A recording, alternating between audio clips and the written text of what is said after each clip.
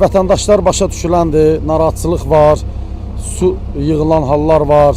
Ancaq tam əmin eləyə bilərəm ki, qısa bir müddətdə bu problemlərin hamısı tam tərəfimizdən Azərbaycan Dövlət Su Ehtiyatları Agentliyi tərəfindən aradan qaldırılacaqdır.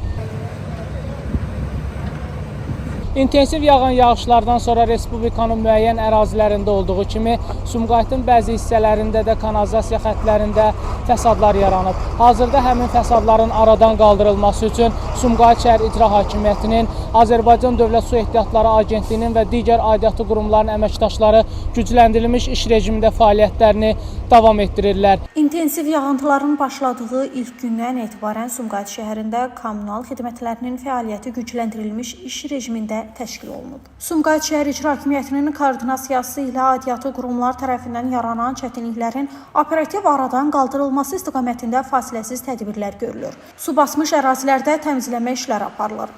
Kanalizasiya xətləri açılır və digər zəruri tədbirlər həyata keçirilir. Məhz yağıntının aylıq normadan 6 dəfə çox olması bir sıra mərkəzləşmiş kanalizasiya kollektorunda qəzaların yaranmasına səbəb olmuşdur. Bu qəzaların aradan qaldırılması üçün artıq Azərbaycan Dövlət Su Ehtiyatları Agentliyi gücləndirilmiş iş rejimi ilə fəaliyyət göstərir. Qəzalar aradan qaldırılır. Göründüyü ərazidə 10-cu mikrorayon ərazisində Babək küçəsində yeni kanalizasiya kollektorunun çəkişinə artıq başlanılıb.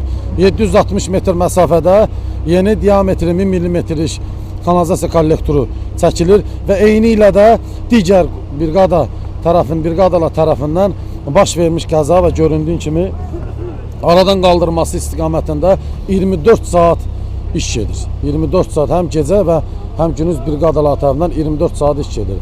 Məlumata görə şəhərdə mövcud kanalizasiya xətlərinin əksəriyyəti 60 ildən artıq əvvəl inşa olunub və artıq istismar müddətini başa vurub. Bu səbəbdən intensiv yağıntılar zamanı bəzi ərazilərdə çətinliklərin yaranması qaçılmaz olur. Qeyd edək ki, bu problemin köklü həlli məqsədi ilə Azərbaycan Prezidenti İlham Əliyev tərəfindən Bakı şəhərində və Abşeron yarımadasında su təchizatı, yağış və tullantı suları sistemlərinin təkmilləşdirilməsinə dair 2026-2035-ci illər üçün dövlət proqramı təsdiqlənib. Proqram Bakı, Sumqayıt və Abşeron ərazisində su və kanalizasiya infrastrukturunun tam yenilənməsini nəzərdə tutur. Dövlət proqramına əsasən yaxın illərdə Sumqayıt şəhərində də içməli su və kanalizasiya şəbəkəsinin genişləndirilməsi və yenidən qurulması planlaşdırılır. Layihə çərçivəsində şəhərdə yeni su və kanalizasiya xətlərinin çəkilməsi nəzərdə tutulur. Hazırda da proqram çərçivəsində müvafiq qurumlar tərəfindən mərhələli şəkildə yenilənmə və modernləşdirilmə işləri aparılır.